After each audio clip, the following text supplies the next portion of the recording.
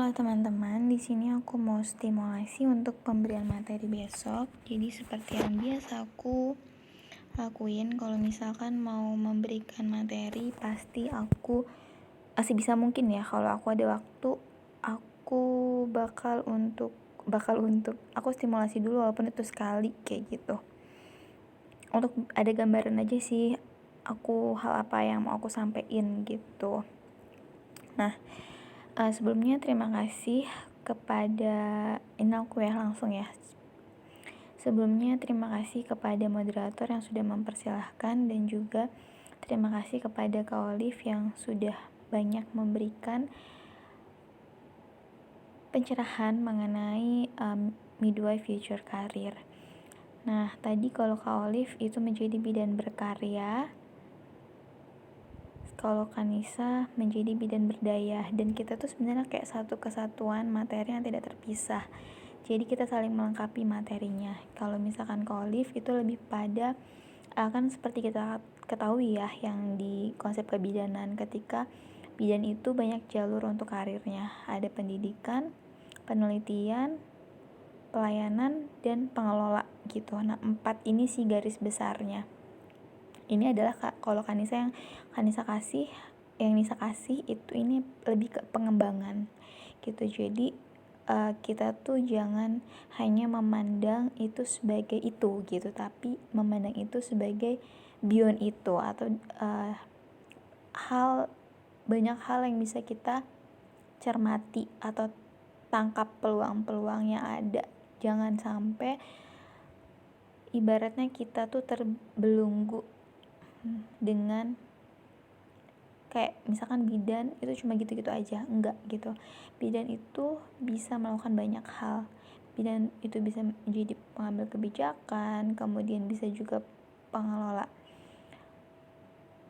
perundang-undangan dan lain sebagainya gitu. Jadi banyak banget ruang lingkupnya bidan itu mau jadi apa, intinya itu. Dan ya seperti Kak Olive udah sampaikan ya, kalau misalkan kita tuh harus bangga dengan profesi kita. Kalau misalkan nggak kita sendiri yang bangga dengan profesi kita, ya siapa lagi? Kalau mungkin ibaratnya kalian belum bangga dengan profesi kalian, minimal kalian bangga sama diri kalian udah sejauh ini berjuang. Mungkin ada teman-teman yang mengambil kebidanan itu bukan karena keinginannya, mungkin kayak keinginan orang tuanya, tapi kalian udah bertahan sejauh ini, kalian udah berjuang sejauh ini, itu pun kalian harus hargai diri kalian, harus hargai perjuangan kalian. Kalau kalian ibaratnya bisa bertahan dalam hal yang mungkin kalian tidak suka, berarti kalian bisa lebih berkembang ketika kalian menemukan apa yang kalian suka dan mau kemana kalian. Nah, langsung saja ya. Jadi di sini itu pengantarnya lumayan panjang. Untuk judul besarnya menjadi bidan berdaya sesuai asah. Mengembangkan diri sesuai potensi diri, di profesi sesuai apa yang disukai, dengan visi misi yang dimiliki. Jadi di sini banyak ya poin-poin pentingnya mengembangkan diri sesuai potensi diri, di profesi sesuai apa yang disukai, dengan visi misi yang dimiliki. Jadi ini tuh satu kalimat yang mungkin singkat ya, walaupun gak singkat-singkat banget, tapi ini maknanya mendalam banget. Kita bisa mengembangkan diri kita sesuai dengan potensi kita, karena ketika udah tahu potensi kita tuh apa, mau kemana kita, apapun profesi kita tuh bisa berkembang, termasuk ketika kita di profesi bidan ini. Kemudian ketika kita menyukai sesuatu, itu tuh bakal kayak merasa nggak lelah ketika kita menjalaninya, karena ya kita passionate di situ gitu. Terus dengan visi misi yang dimiliki ini tuh jangkauannya tuh luas banget ya. Jadi kayak purpose of life kalian itu apa, bukan hanya life in this life, tapi life in hereafter kayak gitu. Jadi bukan hanya untuk hidup di dunia, tapi juga hidup di akhirat. Nah, Kanisa mau jelasin kata ini ya. Jadi mungkin ini refleksi diri aja gitu. Jadi pertama, Kanisa harus menyadari, ini Kanisa sedikit cerita nanti biar ibaratnya bisa flow banget untuk ke belakangnya gitu. Jadi kenapa Kanisa menuliskan headline di slide kedua yang merupakan slide sesudah judul itu, mengembangkan diri sesuai potensi diri di profesi sesuai apa yang disukai dengan visi misi yang dimiliki. Karena ini tuh jangka pendek dan jangka panjang semua tercangkup di sini. Ini contohnya diri Kanisa sendiri aja. Pertama, di profesi, Kanisa menyadari kalau background pendidikannya adalah bidan, profesinya adalah bidan gitu, walaupun mungkin pendidikan lanjutannya adalah kesehatan masyarakat. Kalau mau tahu kenapa background pendidikan ambil kesehatan masyarakat, sebenarnya itu ceritanya panjang banget, nanti bakal insya Allah rilis di podcast Suara Bidan Inisiator. Dan sebenarnya udah rilis juga sih di podcast pribadi, nanti silahkan dikepoin aja. Jadi Kanisa punya 2 podcast. Yang satu tuh memang sharing untuk yang benar-benar kayak lebih ke curcol, tapi yang satu lebih sharing yang lebih tertata gitu. Nah, mengembangkan diri sesuai potensi diri di profesi pertama bidan. Kemudian, potensi diri itu kita harus menyadari apa sih gitu. Bisa kita lihat dari apa yang kita suka juga bisa. Jadi kan sesuai apa yang disuka. Kanisa suka apa? Kanisa suka ngomong. Aku suka pendidikan. Aku suka belajar dan aku suka ngajar. Aku suka psikologi. Aku suka kesehatan. Kalau bidangnya ya, aku Nisa suka kesehatan, psikologi, dan pendidikan. Kemudian di pendidikan suka mengajar dan belajar. Kemudian apa lagi yang disukai? Yang disukai adalah ngomong. Nah, kan ada relate ya antara mengajar sama ngomong. Ada juga relate nih, belajar berarti membaca, ya belajar gitu. Dan saling melengkapi, mengajar itu perlu belajar.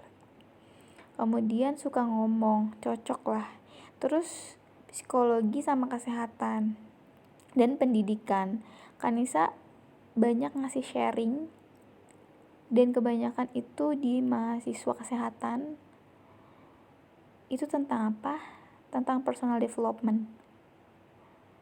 Jadi kayak semua, dan mentorship, dan semua itu terbungkus rapih gitu. Mungkin perjalanannya pasti gak singkat, tapi itulah bungkusnya sekarang gitu, personal brandingnya. Dan karena memang benar-benar itu suka dari hati gitu, gak dituntut oleh pekerjaan. Dan pekerjaan pun ibaratnya memang mengerjakan apa yang disukai. Dan ibaratnya sekarang apa yang dilakukan itu benar-benar diri Kanisa gitu. Jadi kayak gak ngerasa beban ngerjain itu. Itu adalah sesuai dengan visi misi yang dimiliki.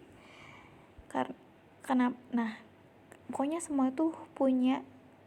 Jadi ibaratnya kehidupan itu adalah titik yang semua itu ada polanya, dan di end, gak di end sih, jadi as soon as possible sebaiknya kalian harus bisa menghubungkan titik-titik yang kalian buat, entah kalian sadari ataupun kalian tidak sadari gitu. Jadi kenapa ibaratnya sekarang itu bisa membentuk bidan membantu, visi misi itu juga berkaitan dengan visi misi kehidupan. Kayaknya ini terlalu panjang, nanti aku bakal jelasin di akhir aja. Nah, menjadi bidan berdaya sesuai asa, mengembangkan diri sesuai potensi diri di profesi sesuai apa yang disukai dengan visi misi yang dimiliki. Be yourself. Ini kalimat yang mungkin gak singkat tapi juga gak terlalu panjang, tapi bermakna banget untuk saya pribadi. Dan ini bakal aku jelasin di akhir setelah menjelaskan hal-hal yang akan dijelaskan di slide ini. Jadi ibaratnya rangkumannya adalah di slide 2 gitu. Nanti kita bakal kembali ke slide ini lagi. Nah, gimana sih cara kenapa gitu? Pertama, kenapa kita harus slide berikutnya kan, kenapa kita harus mengembangkan diri sesuai potensi diri di profesi sesuai apa yang disukai dengan visi misi yang dimiliki. Kenapa karir itu baiknya sesuai potensi dan bagaimana cara mengenali potensinya? Kenapa? Yang pertama kita jawab dulu kenapa. Karena ketika kita berkarir sesuai dengan potensi diri kita tuh udah punya bibitnya, tinggal dikembangin. Misalkan nih, kita analogikan dengan cinta yang gampangnya. Misalkan kita udah interested sama orang, itu kemungkinan besarnya lebih mudah untuk dikembangkan atau dibandingkan ketika kita harus mulai dari nol. Ini misalkan ya. Atau enggak, analogi lainnya nih, misalkan kita punya bibit durian Bangkok. Durian Bangkok itu kalau bibitnya emang udah Bangkok, itu lebih bisa gampang berkembang untuk menjadi Bangkok. Tapi kalau misalkan bibitnya itu yang biasa, kalau untuk mau jadi Bangkok itu kayak rada susah ya. Harus benar-benar kayak walaupun dipupuk gimana pun ya kayak bibitnya kayak gitu gitu. Tapi yang di sini yang mau di highlight adalah setiap orang tuh punya potensinya tersendiri gitu. Jadi ya terus gimana biar kita berkarir sesuai potensi? Bagaimana setelah kenapa harus berkarir atau berkembang sesuai dengan potensi? Karena ketika kita udah punya potensi, udah punya bibit, itu lebih mudah berkembang. Kita nggak merasa beban ketika menjalaninya, karena itu adalah menjalani kesenangan gitu. Kemudian juga kita nggak merasa membohongi diri kita, karena memang kita berlaku seperti apa diri kita. Misalkan kita bekerja, kita bekerja dan kita tidak bekerja pun ya kita kayak gitu. Misalkan di kerjaan kita dituntut untuk senyum, ramah, tamah, tapi sebenarnya nggak di kerjaan pun kita sebenarnya kayak gitu. Jadi kayak nggak susah untuk melakukan pekerjaan itu, karena memang ya itu diri aku gitu. Dan kenapa juga harus sesuai dengan potensi? Kan tadi ya lebih happy. Dan ada yang pernah bilang sama Kanisa, di hidup ini ada 2 hal yang itu buat kita, yang define happiness kita: pekerjaan dan pasangan hidup. Jadi hati-hati banget untuk 2 hal ini. Sebenarnya kalau bahas tentang ini sih complicated banget ya, dan ibaratnya Kanisa pun masih belajar untuk itu, apalagi untuk yang masalah pasangan hidup gitu. Itu tuh benar-benar ya complicated untuk choose the one gitu.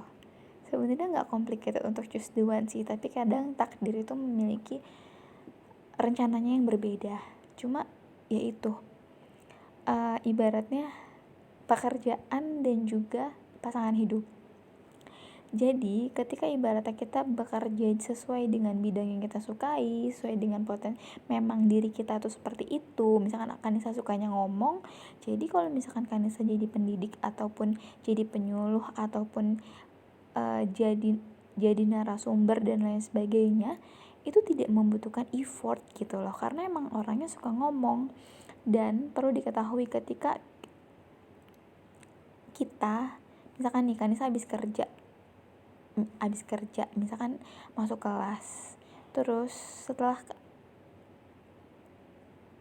ada perbedaan semangat, setelah keluar kelas Kanisa jauh lebih semangat sebelum Kanisa masuk kelas. Karena apa?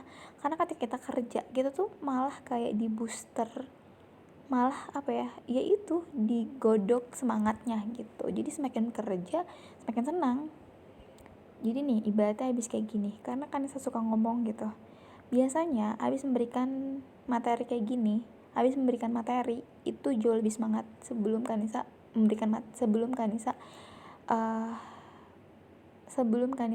ibaratnya sebelum misalkan nih sehari ada pagi sebelum jam 10 sama sudah jam 10. Biasanya Kanisa lebih semangat untuk hari ini pasti setelah memberikan materi ini dibanding dengan tadi pagi gitu, karena semakin ibadah Kanisa ngomong semakin ada kayak ngecas energi gitu. Ketika ibadah berbagi ada hal yang harapan ya, yang ibaratnya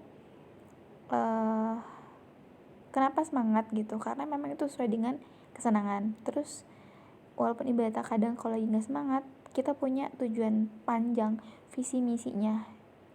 Visinya apa sih? Visi hidup Kanisa bahagia sejahtera di dunia dan di akhirat. Jadi harapannya dengan sharing ini ada sedikit ilmu yang bisa bermanfaat, yang itu bisa membawa bisa membawa kebahagiaan, kedamaian, ketentraman, kemuliaan, kesejahteraan di dunia dan di akhirat gitu. Jadi karena ibadah lagi ngumpulin nih ceritanya kebaikan, semoga hidupnya dipermudah. Terus berharap kehidupan setelah hereafternya atau nanti di akhiratnya juga itu bahagia gitu. Jadi kayak ada punya tujuan jangka panjang. Terus bagaimana caranya biar berkarir sesuai potensi? Pertama, kamu harus mengenali diri kamu sendiri. Karena apa? Karena dengan kamu mengenali diri kamu, ya kamu gak bakal tahu dong potensinya, kamu tuh sukanya apa, kamu tuh gak sukanya apa. Ya gimana kamu mau berkarir sesuai dengan diri kamu kalau diri kamu sendiri belum kenal akan diri sendiri, kayak gitu. Terus ini sebenarnya untuk di bidan sendiri itu banyak banget peluang kerja kalau kita memang berdaya gitu. Jadi sebenarnya bukan hanya ibadah pelayanan di klinik, di BPS, di rumah sakit, atau menjadi bidan puskesmas, atau misalkan menjadi pendidik dosen dan menjadi peneliti. Biasanya pendidikan peneliti itu dia erat banget kaitannya, memang kewajiban ya. Terus ataupun karir lainnya biasa kalian temui gitu. Kalian tahu organisasi internasional United Nation itu salah satunya ada UNFPA. United Nation lupa deh UNFPA itu panjangannya apa. Pokoknya dia berfokus pada kesehatan reproduksi. Dia itu kan bidan banget. Ibaratnya gini loh, kenapa Kanisa bilang kalau bidan tuh bisa masuk kemana aja. Yang penting itu kita berdaya, kita tuh punya kemampuan yang mereka butuhkan, intinya itu. Lagian kalau dari background ya, kita tuh ya ilmu kita banget gitu. Reproduksi itu tuh circle of life banget. Dan kalau kalian lihat ibarat undang-undang tentang reproduksi itu kecakupannya ibu hamil, ibu bersalin, ibu setelah ibu nifas, kayak gitu. Jadi remaja, yang circle of life semua itu dipelajari di dunia kebidanan. Jadi ketika kalian memang punya kualifikasi yang dibutuhkan, itu bisa masuk organisasi internasional.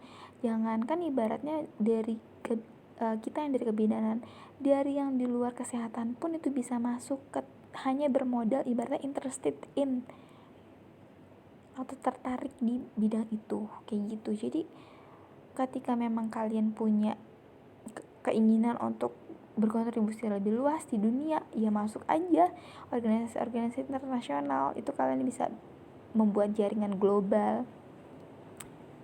Percaya deh, bisa masuk kemana aja gitu. Nah, NGO ini Kanisa contohin salah satunya itu Pelita Ilmu, tapi banyak banget ya. Ini cuma contoh aja. Banyak banget NGO itu non-government organization. Jadi kalian bisa search, itu banyak banget NGO yang berperan di kesehatan gitu. Dan ya kalau lagi-lagi ketika kalian memenuhi kualifikasinya, itu kayak tidak ada alasan kalian untuk tidak diterima gitu. Kemudian macamnya lagi sociopreneur. Sociopreneur itu adalah karir di mana dia itu mengembangkan suatu produk tapi banyak dampak sosial yang diberikan. Contohnya kalau misalkan yang di kebidanan sendiri itu foundernya Green Lady, itu anak kebidanan, Kamira Susanti. itu anak bidan inisiator juga, pendiri ruang KIA. Ini kenapa ibaratnya dibilang sociopreneur, karena produknya adalah pembalut kain, dan pembalut kain itu dibuat dengan memberdayakan masyarakat setempat. Jadi kayak uang hasil penjualan itu juga kan buat pemberdayaan masyarakat tersebut gitu. Terus ada keahlian yang masyarakat punya juga. Terus dia bisa, dampaknya ya ke lingkungan bisa mendikris banget kan, atau mengurangi sampah. Terus secara sosial juga tadi ya, pemberdayaan masyarakat yang ada. Jadi kayak kita punya produk, tapi produk itu bisa memiliki banyak dampak sosial. Ini kalau yang di kebidanan khususnya ya. Kalau yang di kesehatan yang udah jelas banget itu kita kelihatan, itu ada namanya Duanyam. Duanyam itu punya Kayu Azalia Ningtyas. Nah, Kayu ini itu mentornya Kamira gitu. Kamira itu mentornya Kak Ayu di beasiswa Iman Usman. Jadi modelnya sociopreneur kayak gitu. Jadi dengan memberdayakan, menganyam di daerah kalau nggak salah tuh di Nusa Tenggara ke sana, pokoknya di daerah timur gitu kan, saya lupa tepatnya di mana. Duanyam. Jadi kan awalnya pembuatan itu adalah melihat situasi masyarakat yang jadi kalau dari background pendidikan ya, Kazal Ayuning Tias ini adalah kesehatan masyarakat. Nah, jadi kan kayak pendekatannya tuh pendekatan kesehatan masyarakat banget. Jadi gini, banyak permasalahan-permasalahan kesehatan nih itu terjadi karena determinan sosial, karena kemiskinan, kemudian ya mostly itu kayak akar itu banyak karena kemiskinan. Nah, terus udah gitu banyak masalah gizi yang terjadi kayak BBLR dan lain sebagainya. Ya, banyaknya tuh masalah KIA. Nah, terus kita kayak define dong masalahnya apa. Ternyata akar masalahnya adalah mereka tuh makannya kurang bergizi gitu. Kenapa kurang bergizi? Karena ya pendapatannya pun terbatas gitu. Dan akhirnya Kak Azalia ini membuat yang itu, menganyam itu, grup Duanyam ini yang memasarkan produknya dan lain sebagainya gitu. Jadi sehingga ibu-ibu ini bisa menjual membuat hasil anyamannya itu bisa laku, bisa punya uang, bisa makan bergizi, sehingga bisa mengurangi masalah-masalah kesehatan yang ada gitu. Walaupun ibaratnya itu adalah bisnis kan, menjual produk, tapi ada dampak sosialnya gitu. Terus juga kalau di bidang pendidikan ada apa ya namanya tuh, yayasan, aduh lupa namanya, pendidikan.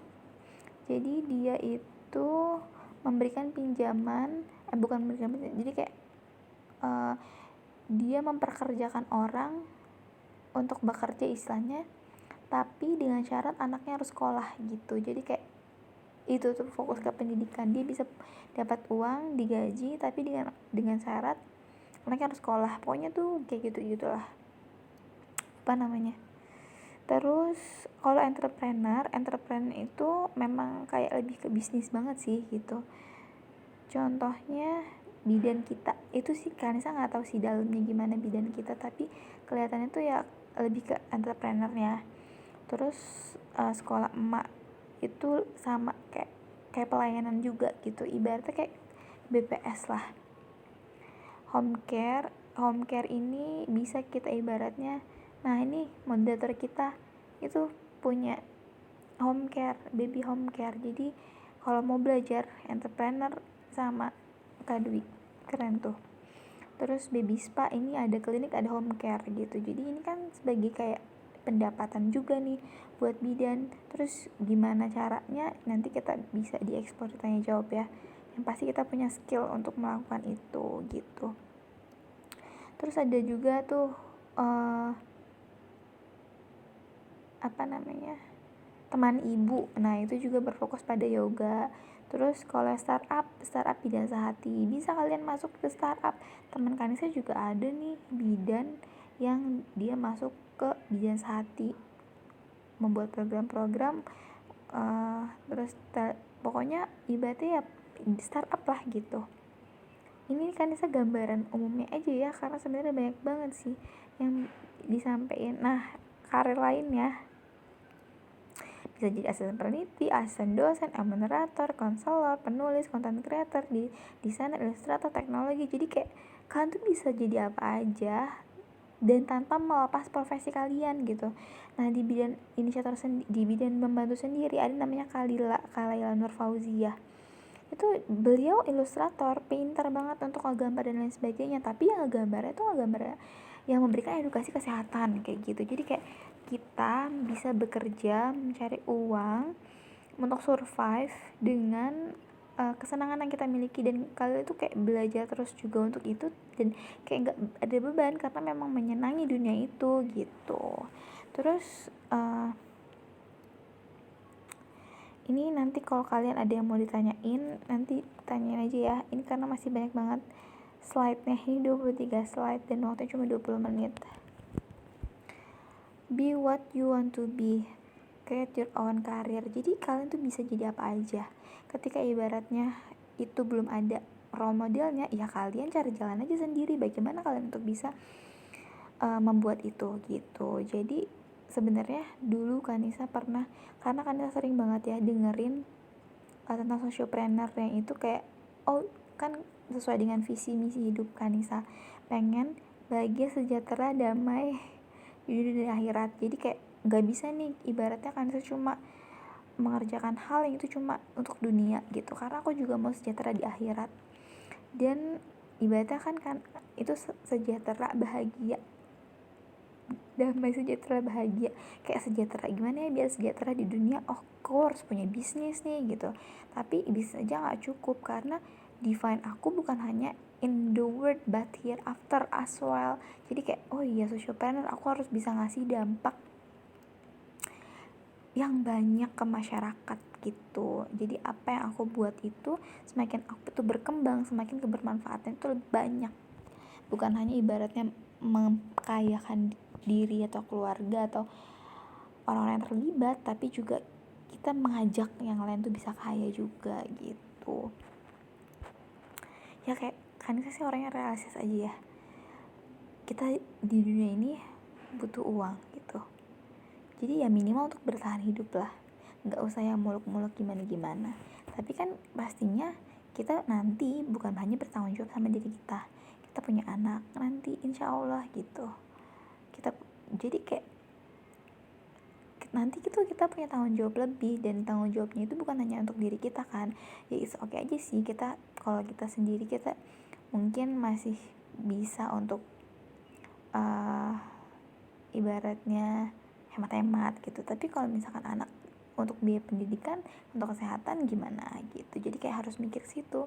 Pokoknya karena Kanisa tuh ngeliat banyak banget permasalahan yang itu bersumber dari ekonomi. Jadi kayak jangan sampai ini menjadi, sebenarnya ekonomi itu bisa di solve gitu. Jangan sampai masalah itu ada di bidang yang sebenarnya kita tuh bisa untuk solve itu gitu. Nah tadi yang ini ya, jadi ketika kita menentukan kita mau kerja apa, itu tuh kita erat banget hubungannya dengan ikigai. Ikigai itu jadi apa yang dunia butuhkan, apa yang kita sukai, apa visi hidup kita. Jadi kalau di dalam bahasa Inggris tuh profession, vision, passion, sama mission gitu, vocation. Jadi apa yang dunia butuhkan dan apa yang kita sukai, dan kita juga bisa kayak dibayar gitu loh. Jadi misalkan nih Kanisa diriin bidan membantu, ini arah kedepannya bakal jadi sociopreneur. Ini Kanisa udah kayak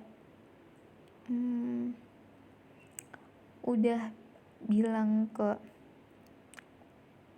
kayak define visi ke tim gitu. Ini arahnya kita mau ke sana. Kenapa sociopreneur? Karena organisasi itu butuh uang juga untuk survive. Untuk mengadain kayak gini aja yang gratis, ibaratnya kalau kita mau beli Zoom Pro itu kan gak gratis. Ya untung aja syukur ini ada orang baik yang minjemin. Jadi istilahnya kayak gitu, kita mau berbuat baik biar perbuatan baik kita itu lebih sustain, ya kita juga nggak dipungkiri gitu, butuh hidup, minimal buat hidup lah, nggak usah yang muluk-muluk dulu. Misalkan nih Kanisa buka kelas ibu hamil, untuk saat ini tuh semua karena kebaikan teman-teman tim yang mau ibaratnya menggunakan kuotanya, pulsanya untuk memfasilitasi ibu-ibu hamil itu. Padahal tuh ibaratnya Kanisa tuh nggak ngasih apa-apa ke tim gitu. Kanisa selalu kayak menanamkan, ya udah kita belajar berbuat baik bersama-sama gitu. Untuk kedepannya kita punya mimpi untuk ini menjadi sociopreneur.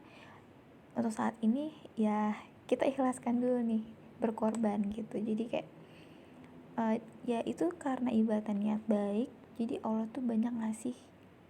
Beta kan Kanisa buat ini tuh bukan untuk diri sendiri gitu, tapi kayak ngelihat ada kebutuhan. Ini banyak banget permasalahan kesehatan ibu dan anak, yang mulai dari banyak hal yang informasinya belum tersampaikan lah, atau mungkin mereka yang bingung untuk tanya tapi malu untuk bertanya dan lain sebagainya. Makanya kayak bidan membantu tuh mewadahi itu semua untuk membantu meningkatkan kesehatan derajat ibu dan anak. Terus kenapa ibaratnya kita buat hal kayak gini, seminar-seminar yang karena Kanisa mau profesi bidan itu berkembang gitu. Kenapa sih mau berkembang? Karena Kanisa ngerasain ya gimana dulu sebelum Kanisa membuka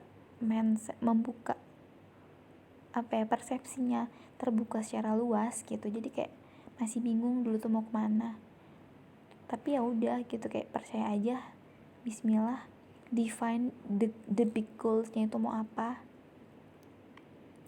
dan pelan-pelan cari jalan gitu. Walaupun kayak dulu tuh big dreamnya, aduh panjang sih kalau diceritain. Big dreamnya itu karena orang tua selalu mencamkan, kamu perempuan, papa mama menyekolahkan kamu bukan hanya untuk mencari kerja gitu. Jadi ya galau lah, pokoknya panjang banget deh. Intinya nantilah itu kapan-kapan cerita ya, kapan-kapan cerita. Jadi intinya dulu Kanisa juga nggak tahu mau jadi apa gitu, tapi Kanisa punya mimpi, mau gini gitu, dengan ya pastinya tujuannya yang itu sesuai dengan visi dan misi. Tapi Kanisa juga nggak mau kerja itu menjadi beban, maunya tuh bahagia hidup itu gitu, bahagia bisa bermanfaat. Jadi semakin kita bahagia menjalani apa yang kita jalani dan itu bermanfaat, maka kita harapannya kita semakin memperluas kebermanfaatan itu karena kita bahagia melakukannya. Dan ya berdoalah sama Allah, minta kayak, ya Allah aku pengen kayak gini nih, tapi tolong ya gitu. Ibaratnya kehidupan aku tuh dijamin gitu istilahnya.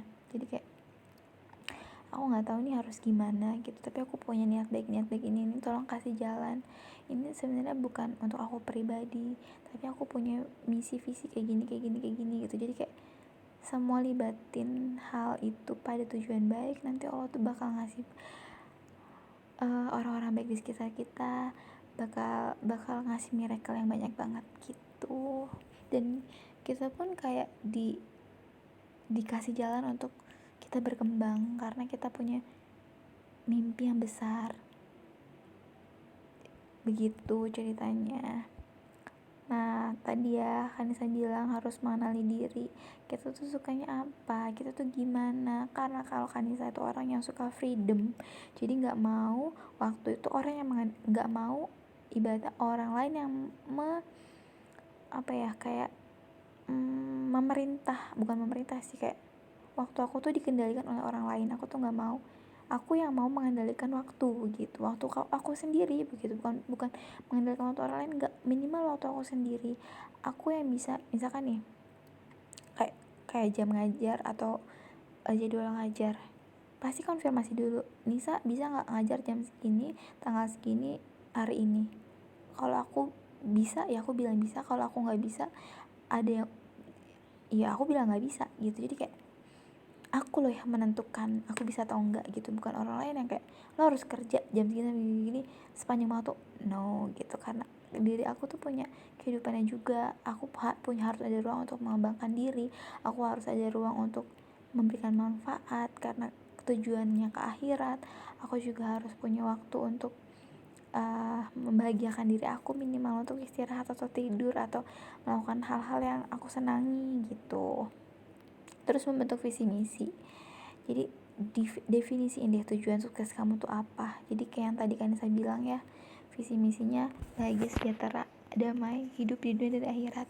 Terus definisi sukses Kanisa itu ya ketika Kanisa bisa bermanfaat buat orang lain dan Kanisa pun tidak membebani orang lain dalam kehidupan gitu. Istilahnya singkatnya tuh kayak gitulah kurang lebihnya, bisa memberdayakan diri dan juga bisa memberdayakan yang lain untuk sama-sama berdaya dan sama-sama bahagia, sejahtera di dunia dan akhirat. Jadi ada kayak salah satu misinya itu adalah mempengaruhi kebaikan dan kebenaran bagi banyak orang. Jadi semakin kita bisa membawa orang lain pada kebaikan atau ibaratnya mau inspirasi kebaikan atau semacamnya, itu kan kayak kebaikan itu yang mungkin bisa menyelamatkan kita gitu. Karena ya kita nggak bisa ngandelin diri kita sendiri. Mungkin kebaikan kita itu kebaikan kita yang orang lain yang mungkin terinspirasi dari kebaikan ya, atau dari diri kita terus berbuat baik, itu kan kayak pahalanya mengalir gitu. Karena kita nggak bisa nih dengan usia yang terbatas, kayak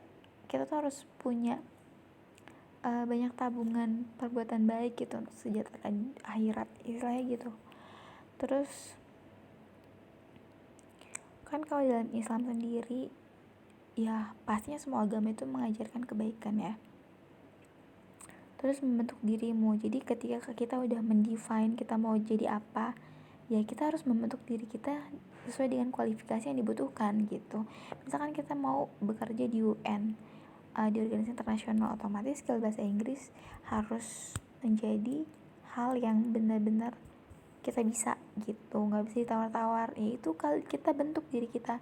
Karena sama jadi sociopreneur, ya udah cari ilmu tentang itu gitu. Terus perbanyak link, karena ketika kita menjalankan apapun kayak bisnis ataupun sosial, kegiatan lain sebagainya, link kita tuh harus kuat. Jadi kayak nanti entah siapa yang bisa nolong kita gitu untuk mewujudkan mimpi kita. Jadi kayak banyak-banyaklah berteman, cari teman atau lingkungan yang positif. Nah terus nggak cukup loh kalau misalkan kita cuma mengandalkan kita mau misalkan bekerja sesuai dengan passion, dan itu tuh kayak impossible kalau kita nggak punya ketahanan diri untuk menghadapi tantangan. Jadi misalkan Kanisa mau jadi sociopreneur gitu atau mau jadi pendidik, ya itu jalannya nggak mulus. Jadi kayak kita tuh harus bisa melewati tantangan itu gitu. Kayak mau mengembangkan diri, ya itu nggak mulus gitu. Harus ada kayak pengorbanan yang dilakuin dan kita harus tahan itu gitu. Ada masa-masa yang kita tuh jadi pengangguran dengan alasan tertentu. Jadi ketika alasannya jelas sih ya nggak apa-apa aja sebenarnya, yang penting kita kuat gitu. Terus bertanggung jawab dan komitmen terhadap mimpi yang udah kita niatkan. Jadi kayak ada harga lah yang harus dibayar, ada waktu yang harus kita spend untuk belajar. Fokus, ya pastilah fokus, siapkan plan. Terus nah ini penting ya, karena dunia itu selalu berkembang. Nah ini